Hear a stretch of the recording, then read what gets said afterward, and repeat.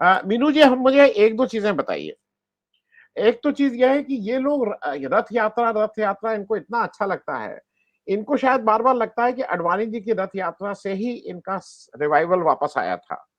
और लेकिन उसमें अडवाणी जी खुद चढ़े हुए थे। अडवाणी जी उसमें कोई सेक्रेटेरिएट के किसी बाबू को नहीं चढ़ा दिए थे कि वो अडवाणी जी बन के चल जाए। मुश्किल क्या है कि अगर मोदी जी को भारत जोड़ो यात्रा का चैलेंज लेना है तो उनको खुद चलना पड़ेगा, उनको खुद आगे से लीड करना पड़ेगा, झंडे दिखाने से नहीं होगा। तो एक तो मैं आपसे ये समझना चाह रहा हूं। दूसरा, मुझे ये लग रहा है कि राहुल गांधी भारत जोड़ो यात्रा 2 करें या ना करें, लेकिन कभी कभी एक डर नहीं हो जाता है। इनको भारत जोड़ो यात्रा का डर शायद सोते हुए भी दिखाई देता है कि कहीं भारत जोड़ो यात्रा एक हो गई थी, दूसरी ना हो जाए। तो क्या उस भारत जोड़ो यात्रा 2 के को इसलिए कि उसका प्रभाव ना रह जाए, ये 2 महीने की यात्रा की गई, प्लान की गई है, या ये जेन्युइनली मतलब इसमें इसमें इसमें है क्या, वो जरा मैं आपसे भी समझना चाह रहा हूँ, मीनू जी। जी, जी। देखिए, जैसा आपने भी कहा और जैसा अनिल सिन्हा जी ने भी कहा कि मुझे ऐसा लगता है कि मोदी जी को अपने जो भाजपा के नेता हैं और जो कार्यकर्ता हैं, उनकी काबिलियत में विश्वास नहीं रह गया है।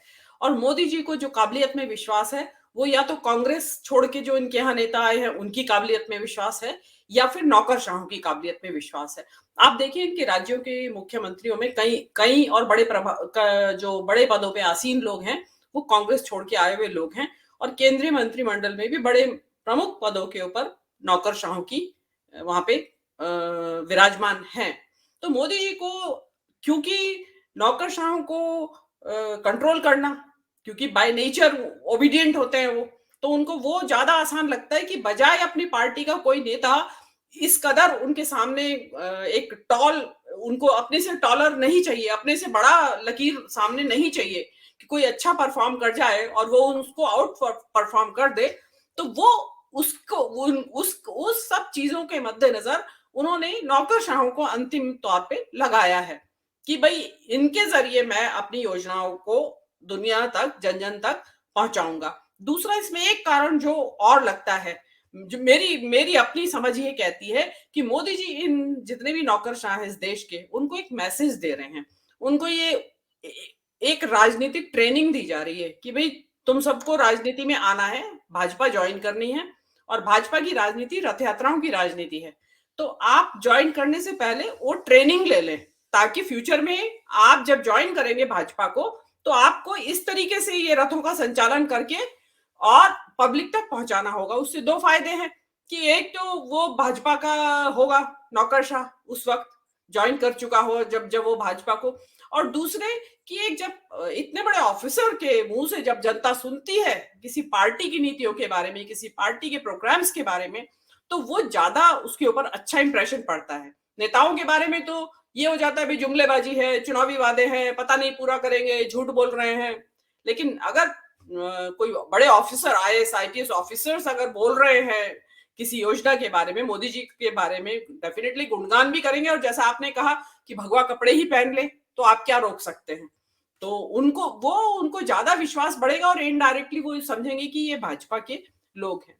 लेकिन ये जो भी कर रहे हैं जनाब, देखिए ये सीधे सीधे एक जो सेंट्रल सिविल सर्विसेज कंडक्ट 1964 के जो रूल्स है, उनका सीधे सीधे वायलेशन है। उसमें लिखा है कि भाई जो नौकरशाह है वो राजनीतिक गतिविधियों में भाग नहीं लेंगे।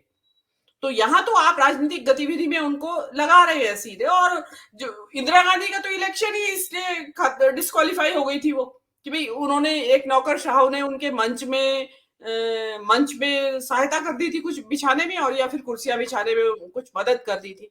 तो एक वो जमाना था, और एक आज जमाना है कि पूरे भारत का टूर करेंगे वो नौकरशाह। तो इसमें दूसरी बात मैं एक और इसी पॉइंट पे और बोल देती हूँ। बात भले ही इलेक्शन कमीशन ने बोल दिया हो कि भाई इन 5 राज्यों में नहीं जाएगी, लेकिन आप देख लेना उसकी जो आइटिनरी होगी, जो उसका रूट होगा, वो ऐसा रूट होगा कि उन 5 राज्यों की बिल्कुल सीमाओं को छोड़ टच करता हुआ जाएगा हर जगह से।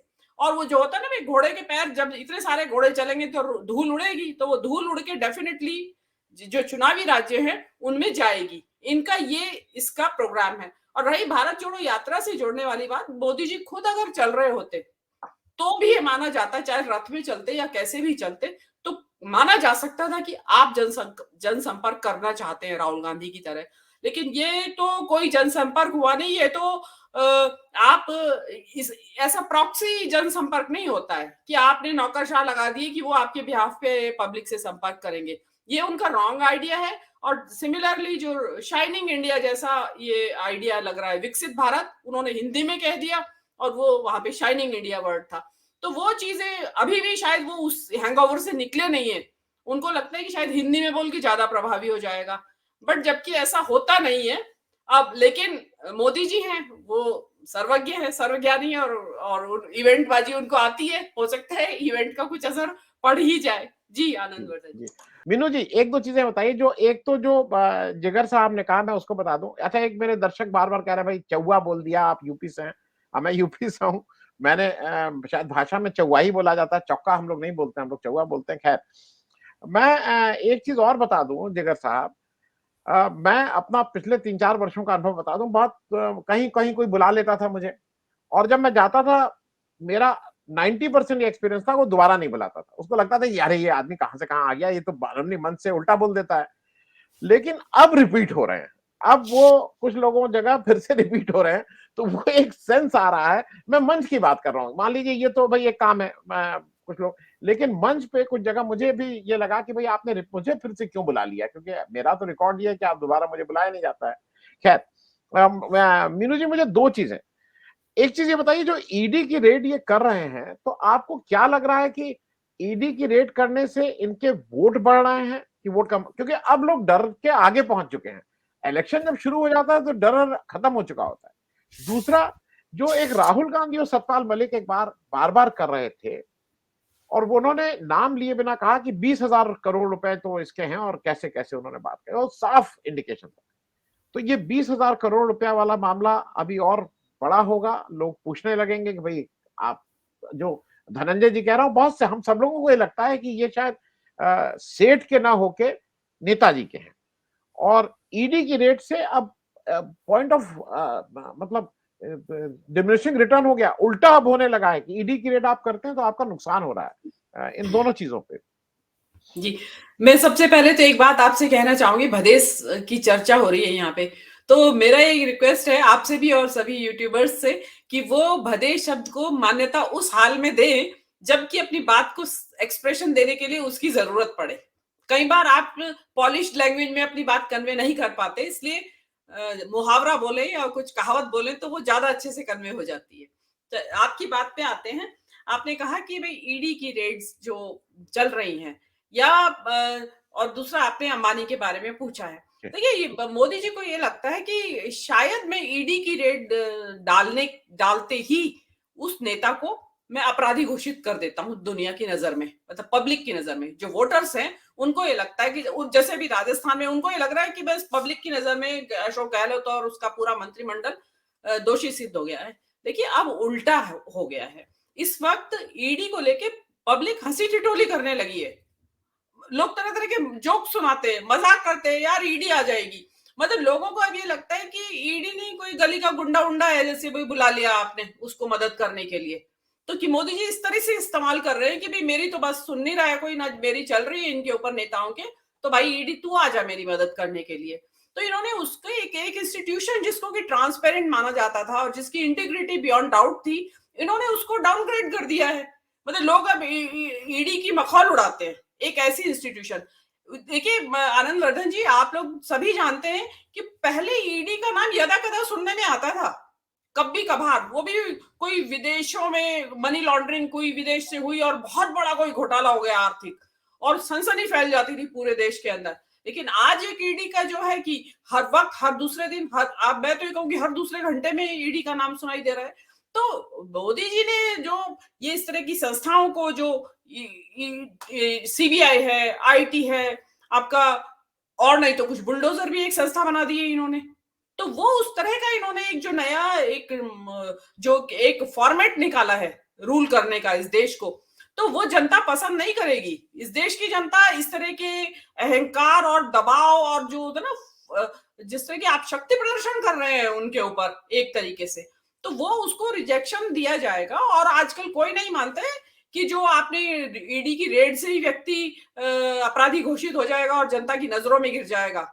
लोगों ने देखा है कि मंत्रियों को, महाराष्ट्र के मंत्री को और अन्यों को भी आपने महीनों महीनों जेल में रखा ईडी की रेड के बाद, और निकला कुछ भी नहीं, वो उनको बेल हो गई, वापस आ गए वो लोग। तो आपके पास सिद्ध करने के लिए कुछ नहीं है और आप बेवकूफ बना रहे हैं पब्लिक का। तो ईडी का मेरे हिसाब से इनइफेक्टिव है, उनको बंद कर देना चाहिए। उनके जो सलाहकार हैं वो गलत सलाह दे रहे हैं इस वक्त मोदी जी को। तो और दूसरा कि वो ईडी की रेड कभी अपने मंत्रियों के ऊपर भी डालें, या जिनके नाम भ्रष्टाचार में आ रहे हैं, बहुत सारे भ्रष्टाचार के मामले हैं इनके भी। गडकरी के ऊपर डाली इन्होंने ईडी की रेड, जब कैग की रिपोर्ट में आया द्वारका एक्सप्रेस हाईवे के बारे में जो हुई है भ्रष्टाचार हुआ है, तो कायदा तो ये था कि गडकरी के ऊपर डलनी चाहिए थी, लेकिन वो नहीं डली। अगेन वही कि आपका सिलेक्टिव है रेड डालने का तरीका भी। तो ये, और दूसरा कि अंबानी, देखिए आप ही ने अंबानी को फेमस कर दिया है। आप ईडी की रेड जब भी डालते हो तुरंत अंबानी का उसमें लाइट में आ जाते हैं। और ये नहीं है कि अब राहुल गांधी ने जो एक शुरू की थी चिंगारी, फेंकी थी तिल्ली, तो वो अब आग का रूप धारण कर चुकी है। अब जो बताते हैं लोग कि गांव गांव में अब अंबानी की बात होने लगी है, लोग समझने लगे। और एक आपने देखा होगा कि राहुल गांधी ने इस बार एक बड़ी अच्छी बात की, उन्होंने जो अभी अंबानी को लेके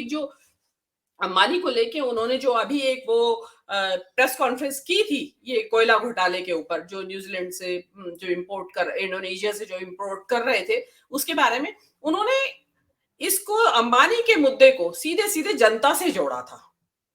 देखिए इससे पहले क्या हुआ था, जब हिंडनबर्ग की रिपोर्ट आई तो ये हुआ कि भाई ये तो जनता से जुड़ा हुआ मुद्दा नहीं है, जनता के ऊपर कोई असर नहीं पड़ेगा। लेकिन जब कोयला घोटाले के बारे में प्रेस कॉन्फ्रेंस की तो उन्होंने इसको सीधे जनता से जोड़ा कि भाई आपके बिल में जितनी भी यूनिट है और उस यूनिट के ऊपर जो भी पैसा जा रहा है उसमें से आधे से ज्यादा पैसा आप अडानी को दे रहे हैं, अडानी के हाथ में जा रहा है, ना कि इतनी एक्चुअल कॉस्ट नहीं है। तो पब्लिक को सीधे सीधे समझ में आया कि यस बिल्कुल सही कह रहे हैं कि भाई ये तो 12 रुपये यूनिट 10 रुपये यूनिट ले रहे हैं, इतनी कॉस्ट थोड़ी है। जब आप कोयले की इतनी कोयला ही इतना महंगा ला रहे हो, कॉस्ट से ज्यादा एक्चुअल कॉस्ट, उसकी इन्फ्लेटेड कॉस्ट पे आप इंपोर्ट कर रहे हो, तो डेफिनेटली हमारे को आप बढ़ा के ही बेचोगे। तो लोगों को समझ में आया कि यस। और आप देखिए जिम्मेदारी कांग्रेस की काडर की है, सॉरी कार्यकर्ताओं की है, नेताओं की है, वो इस बात को नीचे पहुंचाएं कि आपको अडानी ने किस तरीके से आपके घरेलू बजट में नुकसान पहुंचाया है, सेंध लगाई है। तो आप देखिए ये अंबानी का मुद्दा है, ये अभी तो 5 राज्यों के चुनाव है, इसमें भी छाया हुआ है। देखिए आप जो पहले जमाने में होता था ना कि लोकल मुद्दे रहते थे हावी, अब क्या है लोकल मुद्दों के साथ साथ नेशनल मुद्दे भी अब चुनाव में, राज्य के चुनाव में हावी रहने लगे हैं। तो ये जो अडानी का जो मुद्दा है, ये आप देखिएगा 2024 के चुनावों में पूरे जोर शोर से उठेगा और हो सकता है तब तक बहुत सारे और कुछ नए खुलासे भी आ जाए। तो मोदी जी बड़ी मुसीबत में होंगे। एक चीज और मैं लास्ट में कहना चाहूंगी कि मोदी जी आप जो कह रहे हैं ना कि थक गए हैं या कुछ है, कम आ रहे हैं, तो उसमें मोदी जी का शौक ही एक है चुनावी रैली संबोधित करना, वो उस शौक को कैसे छोड़ देंगे। और दूसरा उन्होंने देखिए प्रचार का उन्होंने किस तरीके से 2024 का अभी से शुरू कर दिया है। अभी तो ये रथ प्रभारी निकलेंगे लेकर और जनवरी तक ये प्रभार रथ लेके घूमेंगे। 25-26 जनवरी से राम मंदिर आ जाएगा, तो राम मंदिर को बैटन सौंप देंगे, जो ये ब्यूरोक्रेट्स हैं वो राम मंदिर को बैटन सौंप देंगे कि भाई आगे अब आप ले जाओ, तो अब फिर राम मंदिर से यात्रा निकलेगी। तो वो मोदी जी ने पूरा अपना रोड मैप हमारे सामने पेश कर दिया है, बस हम समझ रहे कि इसको कोशिश करें तो अच्छे से समझ में आने लगेगा हमें धीरे धीरे। जी।